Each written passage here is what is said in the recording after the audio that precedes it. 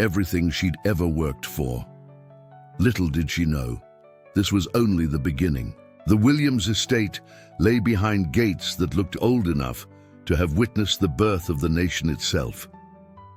As the car wound its way up the tree-lined driveway, Maya pressed her forehead against the cool glass of the window, trying to quiet the storm of emotions raging inside her.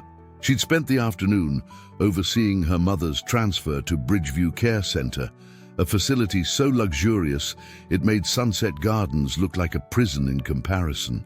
The guilt of feeling relieved about this change still gnawed at her.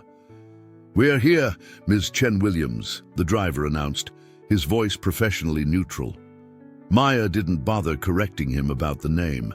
Instead, she stepped out into the crisp evening air, her sensible shoes crunching on gravel that probably cost more per square foot than her monthly rent. The mansion loomed before her, a sprawling Victorian masterpiece that seemed to touch the darkening sky.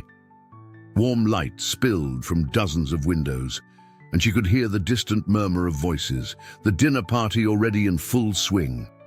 A tall man in an impeccably tailored suit stood at the top of the stairs, and Maya's heart seized in her chest. Even without the photograph, she would have known him instantly. James Chen Williams had her mother's high cheekbones and her own straight black hair, though his was now streaked with distinguished silver.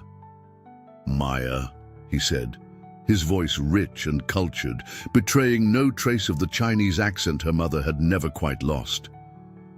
"Welcome home." The word home hit her like a slap. She climbed the stairs slowly, each step measured and deliberate, until she stood face to face with the man who had given her life and then disappeared from it. "Mr. Chen Williams," she replied, her voice arctic. His flinch was subtle, but unmistakable.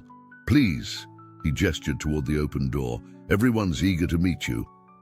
Everyone, as it turned out, consisted of about 30 of Boston's elite, all gathered in a drawing room that could have housed her entire apartment with space to spare. Maya felt their curious gazes, like physical touches, as James led her through the crowd.